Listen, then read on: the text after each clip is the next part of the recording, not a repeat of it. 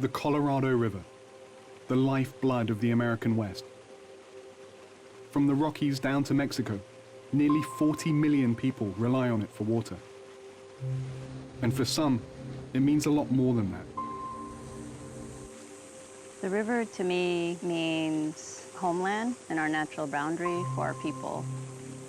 We use it for life. We use it for livelihood. Wahala Johns and her uncle Marshall are from the Navajo Nation. Their community has been here for centuries and seen the river carved up over time. The Colorado is now the most endangered river in America. Despite record drought, the water is being used at the same rate as ever by industry and major cities across the West.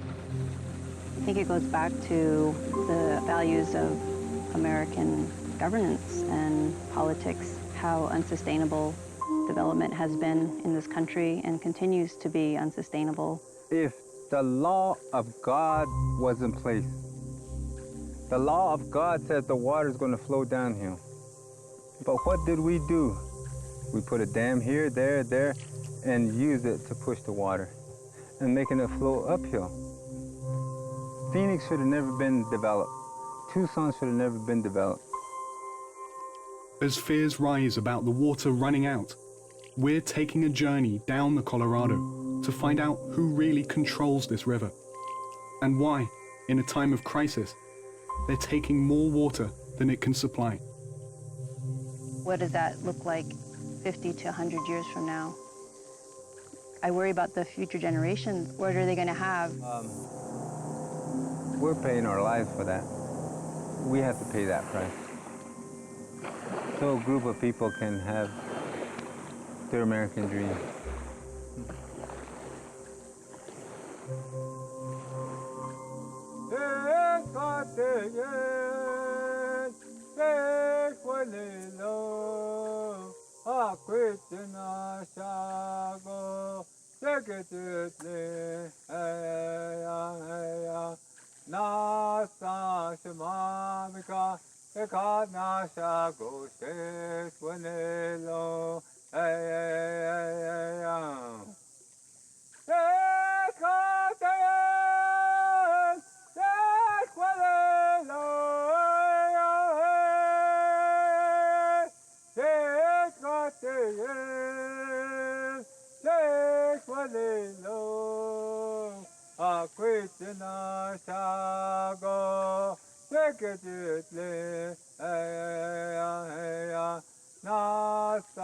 On this episode of Fault Lines, the fight for the Colorado, a vital resource in danger of dying.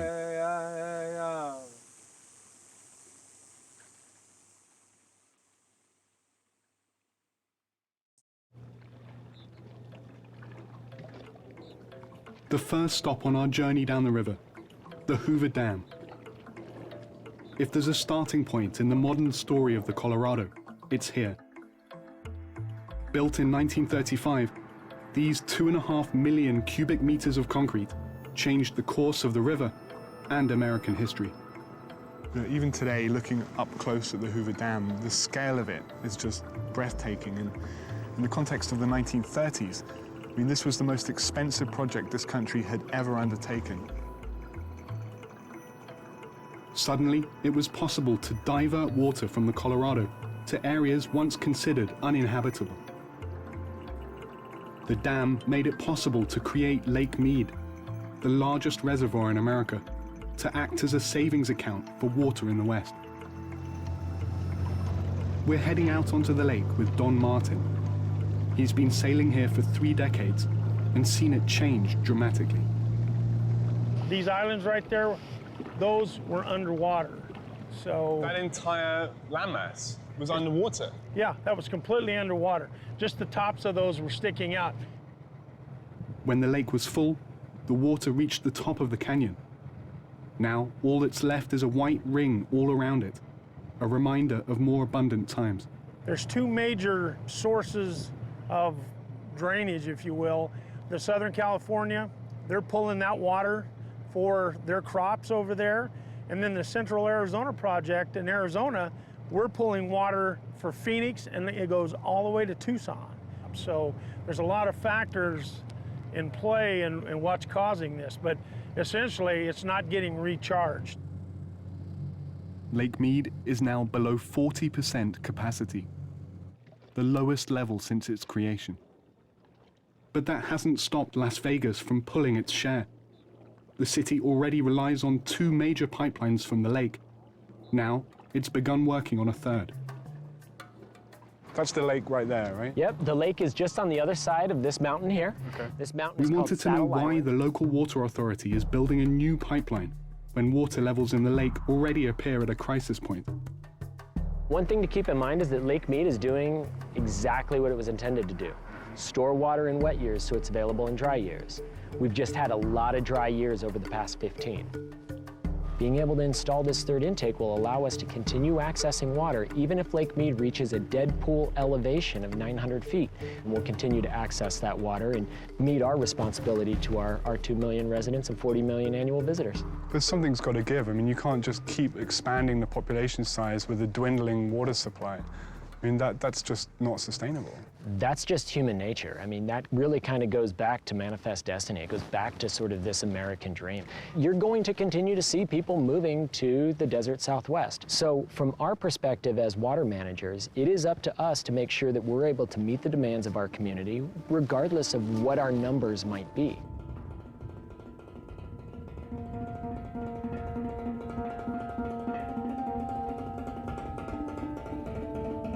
The Colorado River runs for 76 miles along the border of the Navajo Nation, the largest native tribe in the US.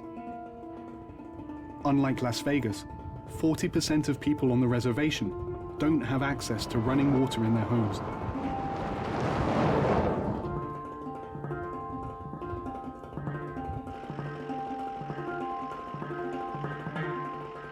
Instead, they rely on hauling water from community wells.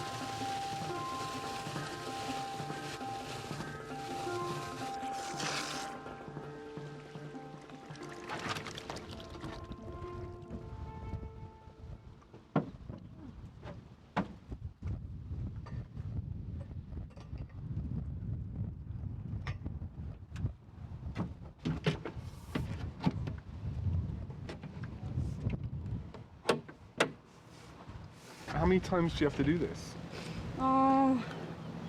If we're doing work on the field, it's probably like 2 times. 2 times a Yeah, day? 2 times a day. Wow. And if it's for feeding the plants, probably like the whole day. Wow, it's a lot of work. Yeah, That's tough. yeah. It is, but it's life. Gotta do it. More than 300,000 people live on the Navajo reservation, but their rights to the Colorado are undefined. The Colorado River Compact brought together the states, but left out the Navajo Nation. The Navajo Nation should have absolutely been part of that compact. They weren't. How do we go back and Try to fix that. fix Yeah. that? Today, Nicole Horseherder grew up in this region. we have an increase in She says the laws that govern water in the West And, have left the Navajo decades with a ago, difficult choice. As a nation, the Navajo people have always looked at water as something that's owned collectively. Do I want to bring my people out of that mindset to share collectively the water, or do I want to propel them into the Western mindset and to empty the rivers? Is that what I want? I think that's the real struggle. There's got to be different answers, and it's all about changing the way we live, changing the way we think, and changing how we view other life besides our own.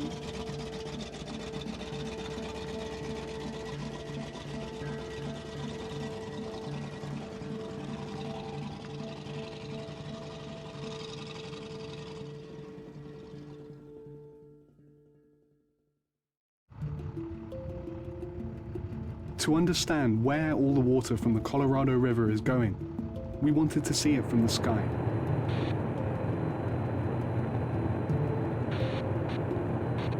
It's a nice early morning. Should be beautiful out. Bruce Gordon is a pilot and conservationist who's been tracking the problem for the past 40 years. As the river winds south, you can see it getting smaller. those channels down there, that's that water, or is that a road? There's a lot of water channels That's going actually through. a channel of water going right through the farmland. Yeah, you can see the line where it just starts becoming green.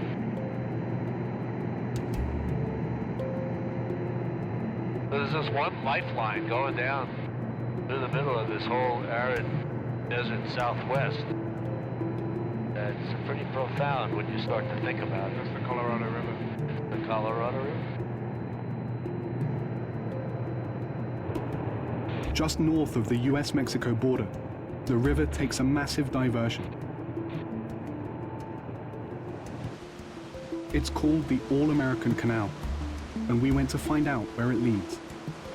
So this is the All-American Canal. This is the very end of the All-American Canal right here. And what happens to the water after that? So this is now being pumped from the canal, which has in turn come from the Colorado River. That's correct.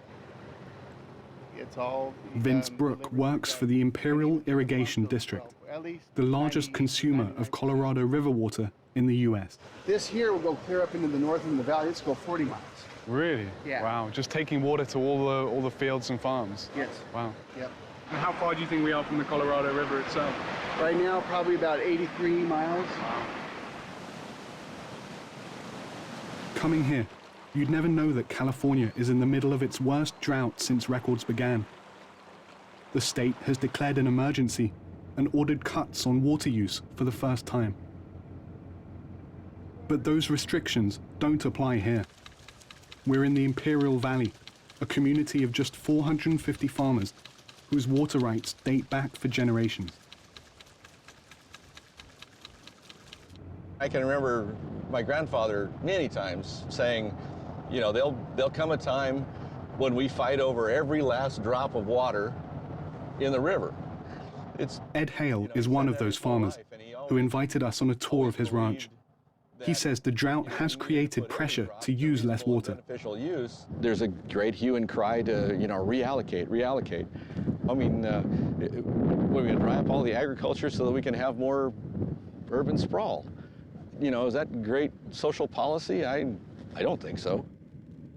The local water authorities have created an incentive for farmers to use less water so cities on the coast can use more. The way it works is, I, as a farmer, have to go to the district and say, you know what, I've thought up a way that I can save additional water over what I'm doing right now. And we sign up a contract with the district. And then at the end of the year, if I have saved that amount of water, and only if, then I get paid for the water that I've saved. Is it a set amount that you receive back? $285 an acre foot. Yeah. And then Met takes that, wheels it through their deal, and by the time it gets to the coast, that water is bringing $1,200 an acre foot. It's pretty profitable. For the water districts. The deal has turned Colorado River water into a commodity. Whatever the farmers don't use is sold on at a profit. But it's not really conservation in that sense, is it? Because you're not actually keeping the water in the Colorado River. It's still being used, it's just being transferred. We are conserving the resource. We are not using as much of it. And it's still being consumed. It's still being consumed. Just by different people. By different people. But, you know. It doesn't really solve the problem of... It doesn't take care of the drought issue on the river, except that, you know, we're not going to solve the problem by ourselves. If you lose California agriculture, you can't replace that in the United States. You're going to have to replace that in a third world country. And the ramifications of that can't be foreseen, but none of them are going to be good.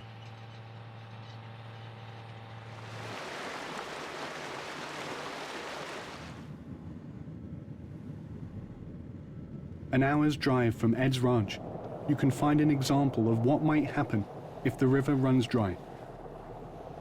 The Salton Sea was created by accident in 1905 as part of a failed effort to divert the river west.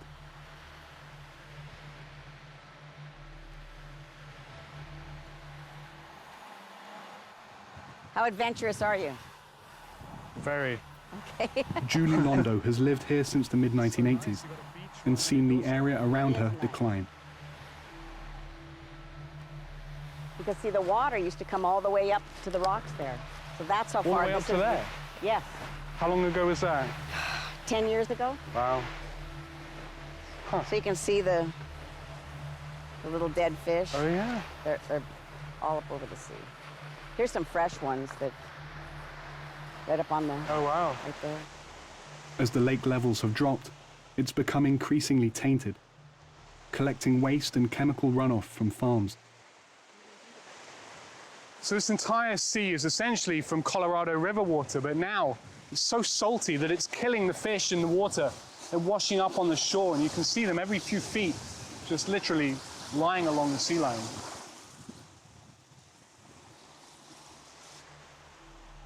With no new water coming in, the Salton Sea is slowly drying. The impacts becoming increasingly apparent as we traveled further east down the coast. The lake bed is now poisoned with selenium and arsenic, chemicals found in fertilizer and pesticide. Dead fish wash up on these beaches every day, sometimes thousands at a time. It's a reminder of what's at stake when water becomes scarce, and a vision of a future that may not be far away.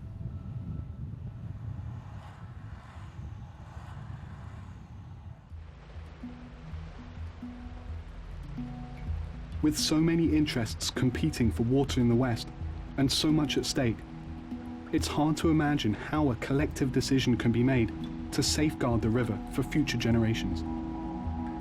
But there is a federal agency that's supposed to be in charge.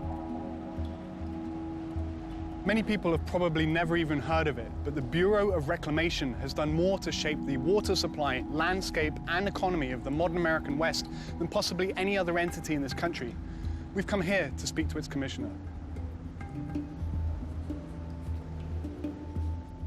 What role is there for the Bureau of Reclamation to at least push for federally mandated restrictions if it feels that those are necessary?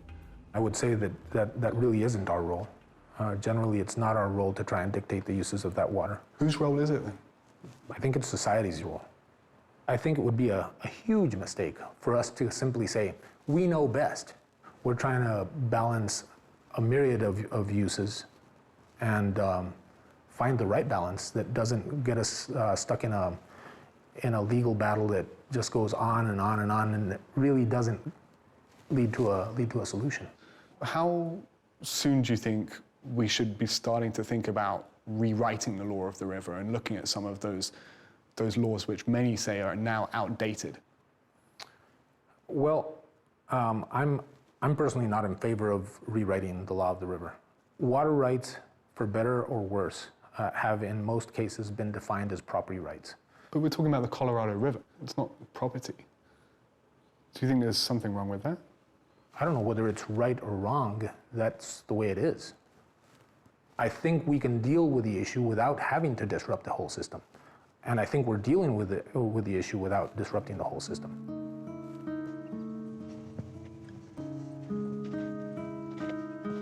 The system, as it works now, has created a hierarchy of rights to water from a river that's running out.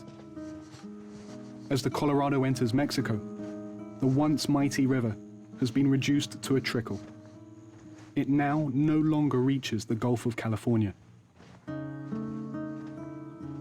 It looks like there's actually still a little bit of water flowing through this channel. So the river does continue, but it's just maybe about 10 feet wide at this point.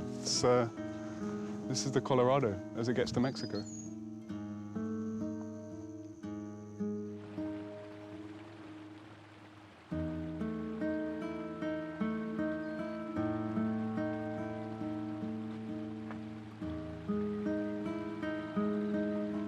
As we traveled south, we met a man named Yuri Muri on his way to go fishing with his sons. ¿Cuánto llevas ahí? ¿No tiene más agua, gorda? La lámpara. Nomás llevamos una, pues.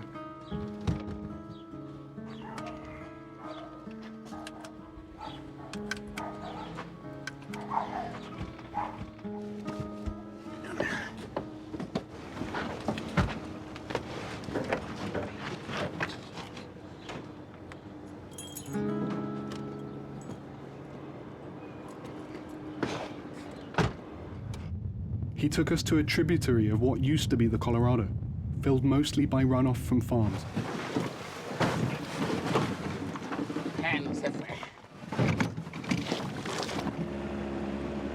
Allí a la zona que voy, hace 10 años, tiraba los michinchorros 1 hora y me traía 500 kilos.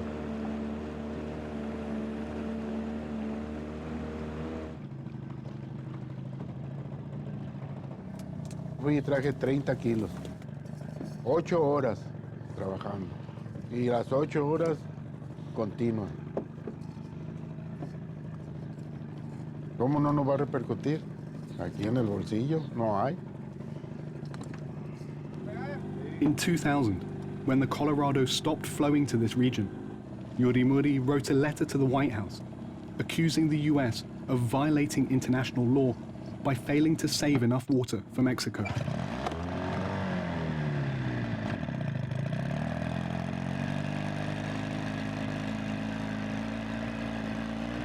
Yo ponía, por ejemplo, el río Nilo, que atraviesa varios países, y no lo tapan. No lo tapan, Dios guarde que lo tapen. Pero ¿y aquí por qué nos tapan? Y no necesitamos mucho, si no necesitamos mucho nosotros. The letter went unanswered. And at nearly 70 years old, he's having to work harder than ever to provide for his 2 sons. Para subsistir nuestra familia, y asegurarle un futuro a nuestros hijos, sí asegurar el futuro de nuestros hijos como pescadores. Some people might say, well, it looks like there's a beautiful river here, there's lots of water, so what's the problem? Sí, pero no hay la cantidad suficiente. Pero es que no se trata de eso. Se trata de que la gente que le sobre el agua allá tenga conciencia de que acá la necesitamos. No, pues es responsabilidad de todos. Y más que nada de los gobiernos. El señor Obama tiene poder para decidir. Y decir, ¿saben qué? Pues los humedales del Alto Golfo necesitan agua. Pero no lo hacen. No lo hacen porque las políticas de Estados Unidos son diferentes aquí. Aquí el agua es de México. Aquí ningún estado tiene propiedad. Más que nos lo quitaron y pues valió gorro.